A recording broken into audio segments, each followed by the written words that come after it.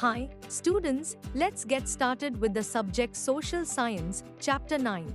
From the rulers to the ruled, types of governments. A ruler's duties in the internal administration of the country are threefold: Rakha, protection of the state from external aggression; Plana, maintenance of law and order within the state; and Yogkema, safeguarding the welfare of the people. Koilya in Arthastra, translation by L.N. Rangarajan. Fig. 9.1. Inside the Indian Parliament. What is government? What are its functions? In grade 6, we learned what government is and explored some of its roles. The government plays an important role in our lives. This role includes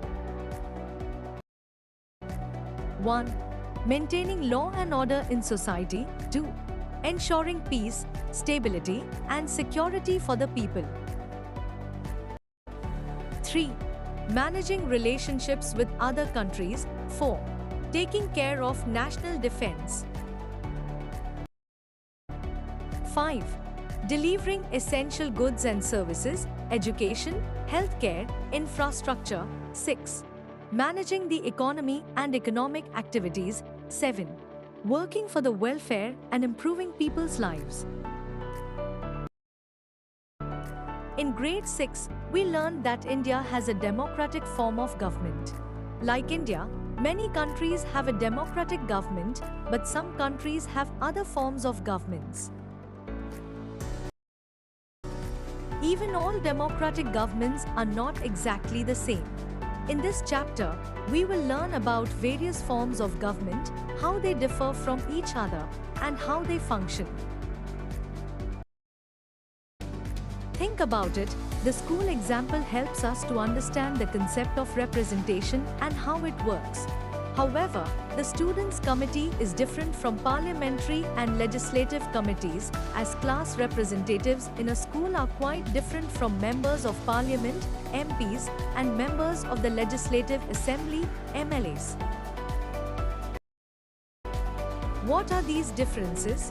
Discuss with your teacher in the classroom and make a list. What is democracy? As we studied in grade 6, democracy is best understood as rule of the people. This means that the source of power and authority in a democracy are the people of the country. Let's understand this with the example of a school. A school example: a school is full of activities and things that must be done. Many day-to-day tasks need to be managed, and things need to be organized.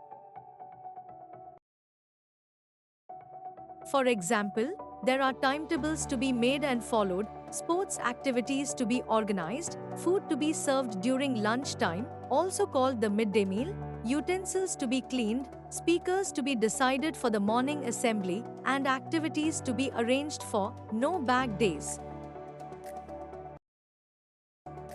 The list is very long in terms of all that needs to be done in the school. With so many things to be done, the head teacher realized that a student committee should be appointed so that students can be part of making the relevant rules to get all this done, then help in implementation of the rules, and ensure that the rules are being followed. The question before the head teacher was, who will be part of the committee? The head teacher discussed this in the assembly.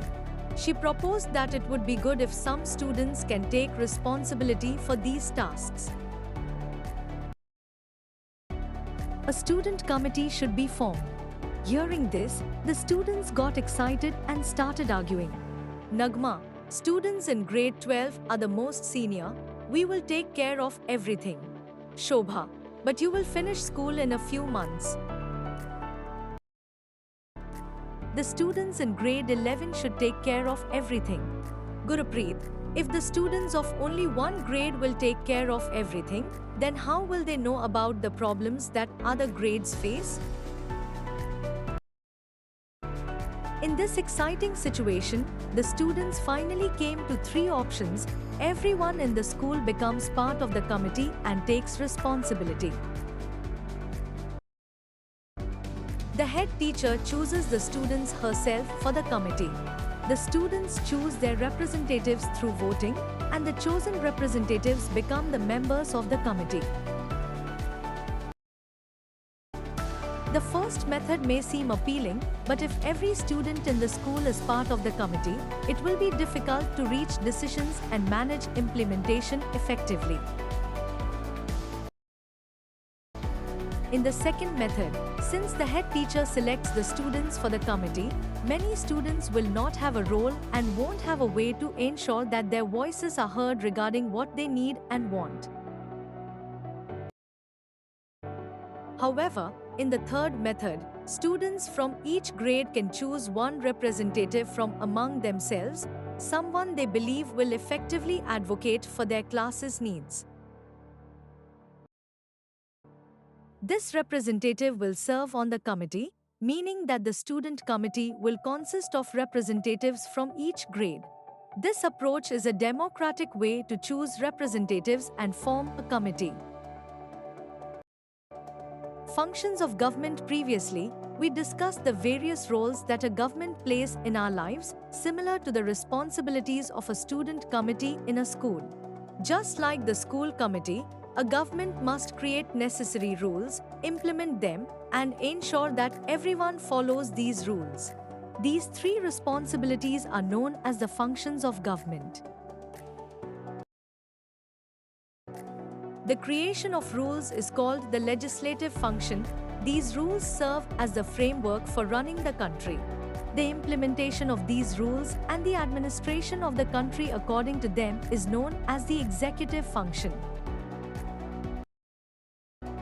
Finally, ensuring that the rules are followed is referred to as the judicial function. Democracy is defined as the rule of the people. This means that, similar to the third method of electing representatives in a school, in a democracy, the people select their representatives to govern them. However, not every country uses the same method for choosing these representatives. We will explore this topic in more detail in the following sections. Do you know? Fig. 9.4. An 1896 mural by the painter Vedder called Government from the Library of Congress, USA. Abraham Lincoln, a U.S. president in the late 19th century, described democracy as a government of the people, by the people, for the people, a phrase still widely used today. What makes governments different? The government of any country evolves over time. Since countries have their own history, culture, and aspirations, it is natural that governments of different countries are different. Let's look at some aspects that can make one form of government different from another. These differences will become clearer when we look at various types of government later in the chapter. Key differences between governments. 1. Who gets to decide that this is the government? This is the most basic difference across many types of government. Who or what says that this is the government of our country? That is, who or what gives the government its authority and power? For example, in a democracy like India, it is the people of the country who decide and are the source of authority, while in a theocracy, the source of authority is religious beliefs and the head of a religious institution. 2. How is the government formed? In a democracy, a government is formed usually through some kind of election. While in kingdoms which have kings or queens, the kind that you have read about in other chapters, usually someone from within the family continues to rule and decide how the government will be set up. There are other ways of forming a government, and even in democracies there can be different kinds of elections. 3. What are the different parts of the government and what do they do?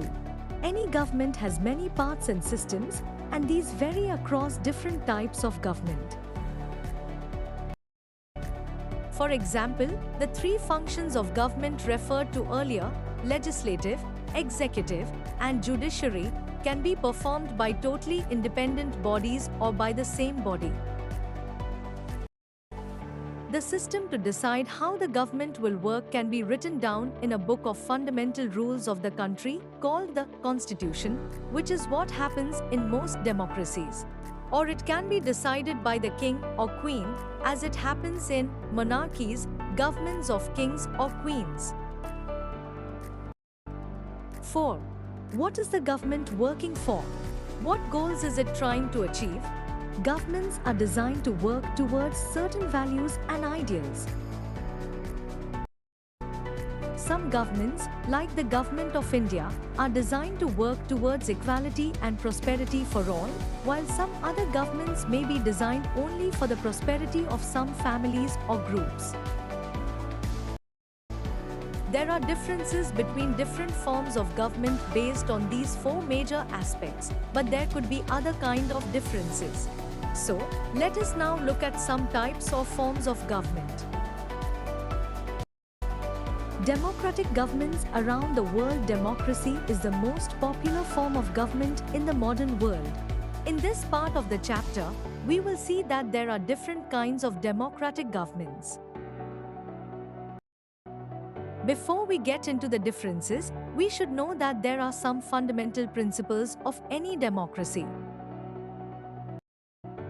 Fundamental principles of democracy. What is the government working for?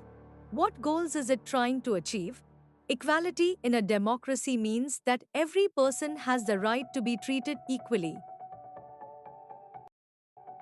It also means that everyone should have equal access to facilities like education and health, and that everyone is equal before the law.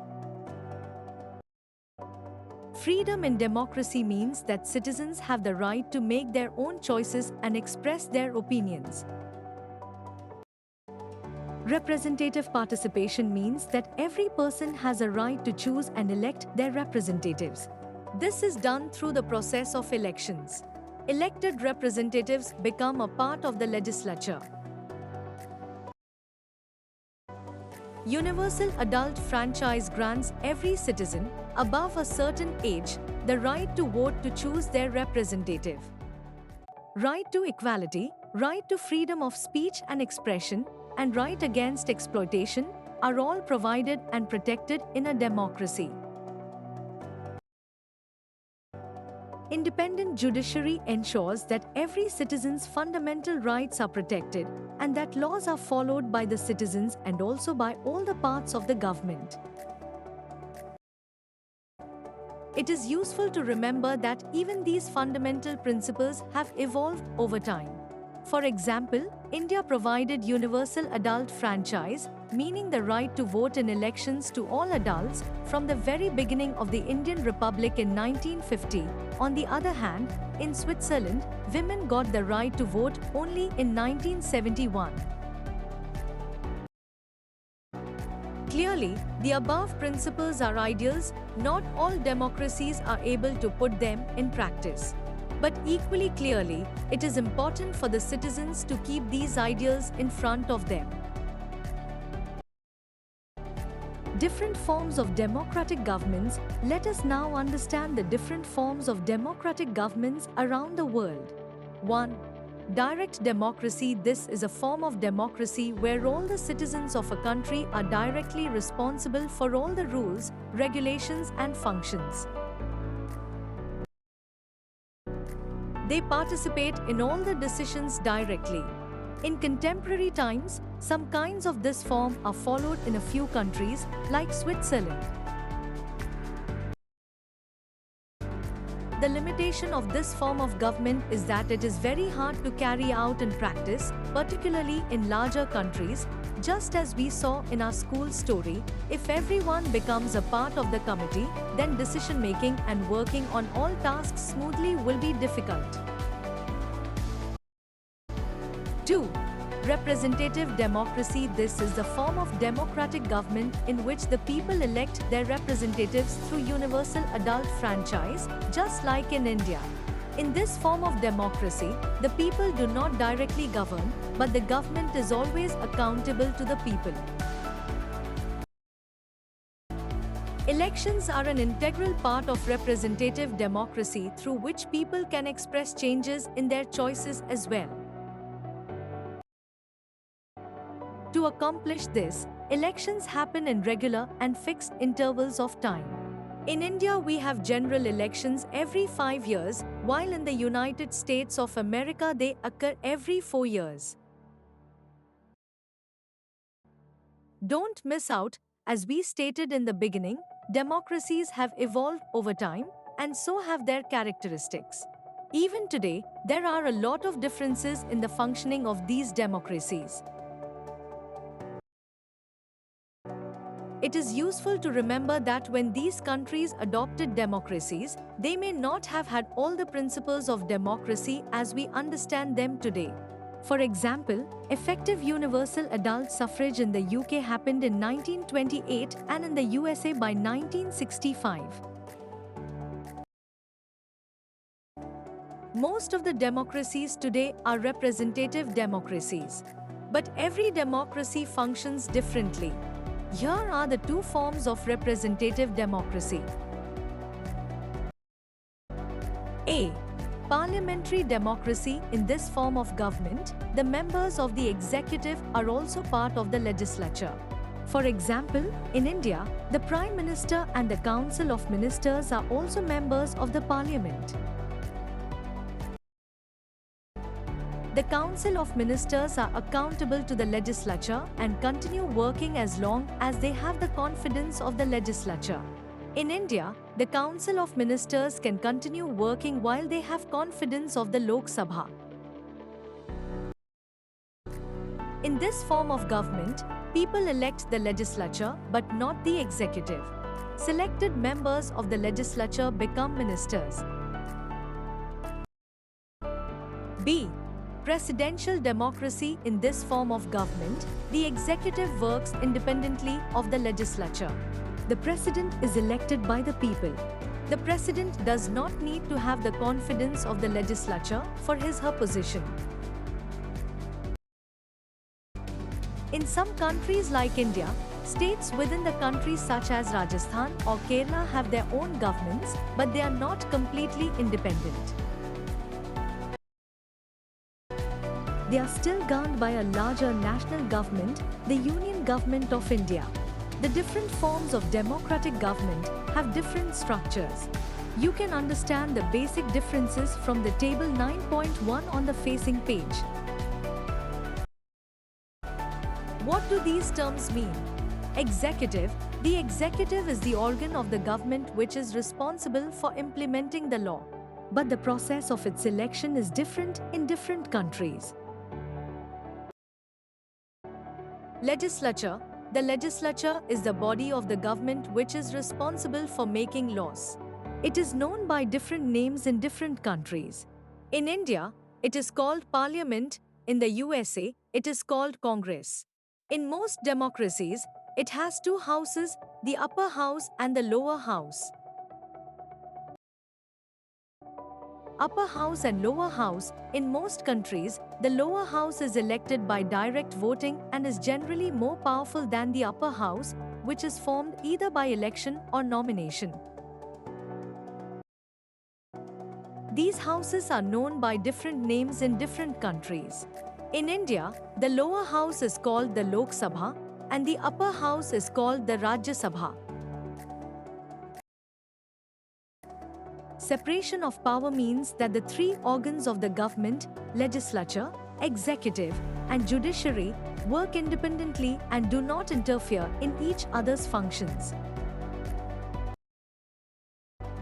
The exercise must have given you an understanding that different forms of democratic governments have different ways of formation, structures, and functioning. Along with this, the relationships between the three organs of government also differs. But as we read in the beginning, some characteristics, like equality, freedom, and universal adult franchise remain the same in all democracies. A peek into history. Early republics. A republic is a form of government in which the head of state is elected and is not a hereditary monarch. This was the case in at least two of India's ancient Mahajanapadas, as you might recall from the chapter New Beginnings, Cities and States. In the Vajji or Viji Mahajanpada, the Licchavi clan, in particular, practiced collective decision-making, and leaders were chosen based on merit rather than birth. Key positions were filled through elections, and representatives from various clans met regularly to address issues and develop solutions to ensure the people's welfare. As a result, such states have been called early republics. Indeed, the voice of the common people has been valued and upheld in India through the ages, even when the power was in the hands of a king or queen. A remarkable example from the Chola period is seen in the Uttarmerur inscriptions from the 10th century CE in Tamil Nadu, which provide us with details about the election of members to the village local administrative body. We learn about the election process, including sealed ballot boxes, qualifications of members, their duties, and also the conditions that could lead to their dismissal. For instance, members would be immediately removed if found to have indulged in any corruption. There were republics in other parts of the world too. In the 5th and 4th centuries BCE, Rome and Greece had republics. In some regions of Greece, free men could vote, but women, workers and slaves could not. Other areas had a system where only a small, privileged group could vote or make decisions. Fig. 9.6. Chola period inscriptions on the walls of Vaikuntha Perumal Temple, Uttarmerur, Tamil Nadu. Other forms of government. In the previous sections we saw that democracy is the most popular form of government in today's world, and that there are different forms of democracy as well. Let us now look at other forms of governments and understand their basic structures. 1. Monarchy. As we saw in chapters of Tapestry of the Past, Mahajanapadas were headed by kings, who were guided by the or Samiti and were expected to take decisions and advice of these institutions seriously. As empires were built and expanded across India, kings began to gain immense power. Yet, they relied on a council of ministers and a network of officials to help them govern the empire. In many cases, the king also sought the advice of learned scholars on matters related to dharma. Of course, there were also examples of kings who used their power to subjugate their people. In some parts of the world, kings had all the power, they made the laws, enforced them, and also decided the punishments. In some cases, they claimed to have received divine power from God. Fig. 9.7. Adoration of the Pillar of Sanchi STPA. However, in many parts of India, the power of the Raja was neither absolute nor beyond question. The king was expected to make decisions while staying within the limits of Rajdharma. This meant ruling according to dharma and ensuring the welfare of all people. This was an ideal that kings did not necessarily achieve. Think about it. What might happen if the king considered himself to have divine powers? How would he rule over the people? Fig. 9.8. A 17th century Rajput miniature painting depicting Bhishma lying on a bed of arrows, teaching Yudhishthir while Krishna sits at the head, witnessing the moment. In the Achanti Parva of the Mahabharata, when Bhishma, the wise elder of the Kuru dynasty, lies on a bed of arrows awaiting his death, he teaches Yudhishthir, the eldest Pava, at great length on good governance, justice, and the moral responsibilities of a Raja. A Raja is not just a ruler, The welfare of his people is his highest priority. He must apply the law without bias to ensure fairness and equality. He must not get attached to power, as it fosters ego and corruption. He must seek guidance from wise advisors to ensure just and well-informed decisions. The Raja must understand that his authority is temporary and bound by dharma. Don't miss out. Fig. 9.8. A 17th century Rajput miniature painting depicting Bhama lying on a bed of arrows, teaching Yudhishthira while Kiha sits at the head, witnessing the moment. In the Shanti Parva of the Mahabharata, when Bhama, the wise elder of the Kuru dynasty, lies on a bed of arrows awaiting his death, he teaches Yudhishthira, the eldest Pava, at great length on good governance, justice, and the moral responsibilities of a Raja. A Raja is not just a ruler, the welfare of his people is his highest priority. He must apply the law without bias to ensure fairness and equality. He must not get attached to power, as it fosters ego and corruption. He must seek guidance from wise advisors to ensure just and well-informed decisions. The Raja must understand that his authority is temporary and bound by dharma. King Chandrapa wanted to build a temple to his deity, but the hut of a stubborn cobbler stood in the way. When the builders complained to the king that he did not even allow them to take measurements, the king blamed them for not asking the cobbler's permission first. The king received the cobbler, who explained that his humble hut was like a mother to him and as precious to him as the palace was to the king. The misery people feel when their homes are forcibly taken away can be described only by a god who has fallen from his celestial car or by a king who has lost his kingdom.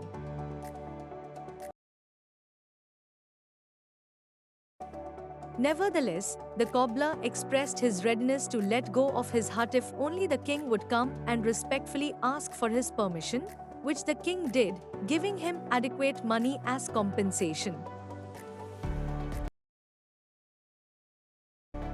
For those who desire happiness, there should be no false pride, concludes the text, while the cobbler praised the king's commitment to dharma, even towards a lowly subject. From Rajatrigi by the Kashmiri scholar Kalha, 12th century CE. 2. Monarchies. Today, a monarchy is the type of government that is ruled by a monarch. Kings and queens are called monarchs, who exercise their sovereign power.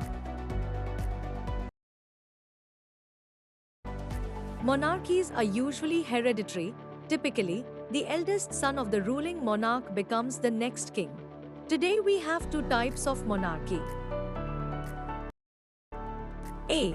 Absolute monarchy. In an absolute monarchy, the monarch has complete control in the making of laws, ensuring that they are followed and adjudicating when they are not. Saudi Arabia is an example of an absolute monarchy. Here the king holds all power and guns according to Islamic law. However, he appoints a council that advises and assists him on governance, but he is not bound by the council's advice. B. Constitutional monarchy. Let us consider an example of a different kind of monarchy. The United Kingdom or Britain is also a monarchy. The head of the state is the king or queen, but he or she has only nominal power and the real power of the executive is exercised by the Prime Minister. The legislative power is exercised by the Parliament. This means that all the laws are made by the elected Parliament and executive power is exercised by the Council of Ministers led by the Prime Minister. So while Britain has a king, it really is, today, a parliamentary democracy. This kind of monarchy is called a constitutional monarchy. Fig. 9.9. King Charles III in a ceremonial coach during the visit of a foreign dignitary. 2. Theocracy. A theocracy is a form of government where the country is ruled by the rules of religion and religious leaders. Iran, whose full official name is Islamic Republic of Iran, has a unique political system combining elements of both the theocratic and democratic governance. Their constitution is based on the fundamental principles of Islam, the country's official religion. The supreme leader, who has the ultimate authority over the legislature, executive and judiciary, is selected by a group of Islamic clerics and his term is for life. There are also an elected president and a parliament that take care of everyday governance. The intent of the republic is to establish a society based on Islamic norms. Other theocracies currently in existence include Afghanistan and Vatican City. 3. Dictatorship. A dictatorship is a form of government in which one person or a small group possesses absolute power. They do not have any limits imposed on them by a constitution or law. The 20th century witnessed many examples of dictators who created extremely difficult circumstances for the people. We will only see two of them here. Soon after Adolf Hitler was appointed Chancellor of Germany in 1933, he passed laws that gave him full power and eliminated the opposition. He was now a dictator. Convinced of the superiority of his people, he believed that Germany should rule the world and dominate inferior races. He was responsible for the killing of at least 6 million Jews. This is known as the Holocaust, as well as hundreds of thousands of Roma and other groups of people. In fact, he was the cause for World War II in the years 1939 to 1945, which resulted in immense loss of life and property in many countries. Idi Amin was a military dictator in Uganda. He was directly responsible for the merciless killing of thousands of people. Many Indians whose ancestors had migrated to Uganda a few generations before were forced to flee the country. Don't miss out, the Roma or Romani people were originally nomads. Based on their linguistic and cultural characteristics, scholars have determined that they originated in India. They first settled in parts of Eastern Europe but have now migrated to several countries of the world. Story of Shane. Shane lives in North Korea, which has a set of defined rules for his everyday living. He is currently serving in compulsory military service in which he is expected to serve in the military till the time government decides. There are also rules about how his hair should be cut and the clothes he should wear. He cannot access the global internet and so is unaware of the world outside his own country. The government watches his every action closely and he is also expected to report about anyone who tries breaking any of the defined rules. One day he met a tourist who asked him, "Why do all of you have the same haircut here?"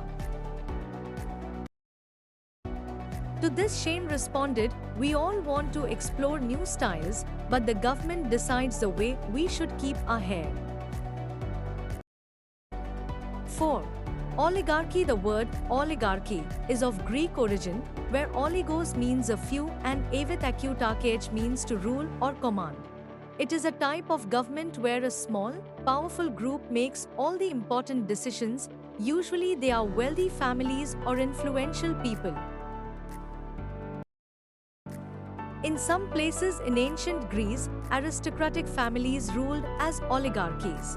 In modern times, political commentators have observed that even some democracies show signs of oligarchy when a small group of politicians and wealthy business people hold too much influence in governance. Fig. 9.13. A cartoon from 1889 depicting an oligarchic situation. Why democracy matters. These different types of governments show us that democracy is not the only way in which countries are governed. But in most countries, democracy is considered to be a better form of government than others. Let us do a quick comparison to understand this better.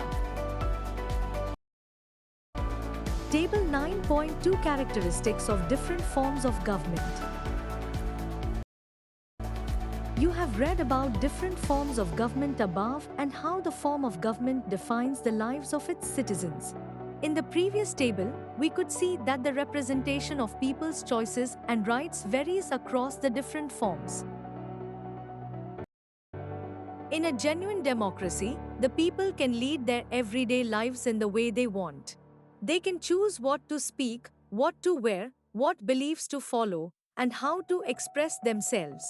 All of this can be done in a democracy until and unless it harms someone else's rights.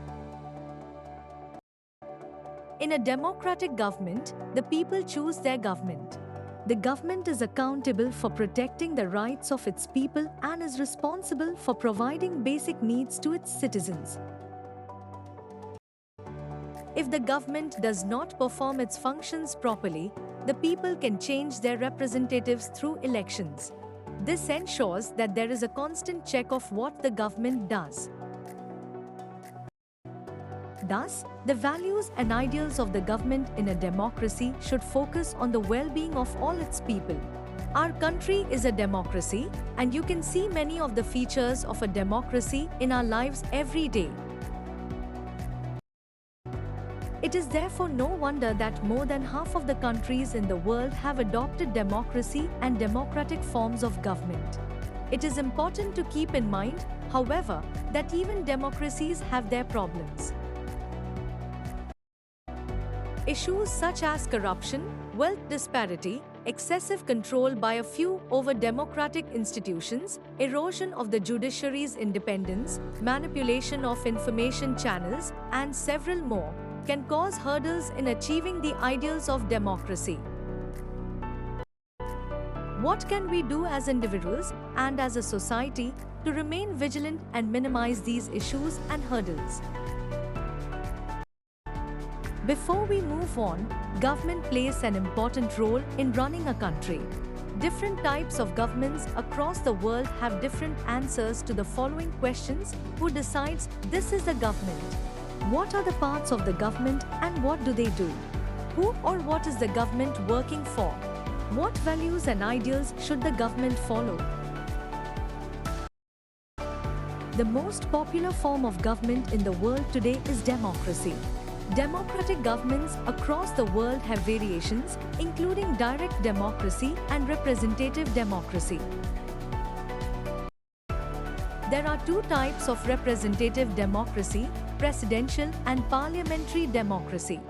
India is a parliamentary democracy. Other types of government include monarchy, theocracy, dictatorship, and oligarchy.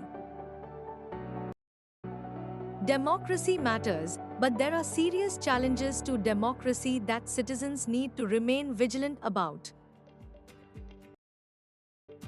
Thanks for watching.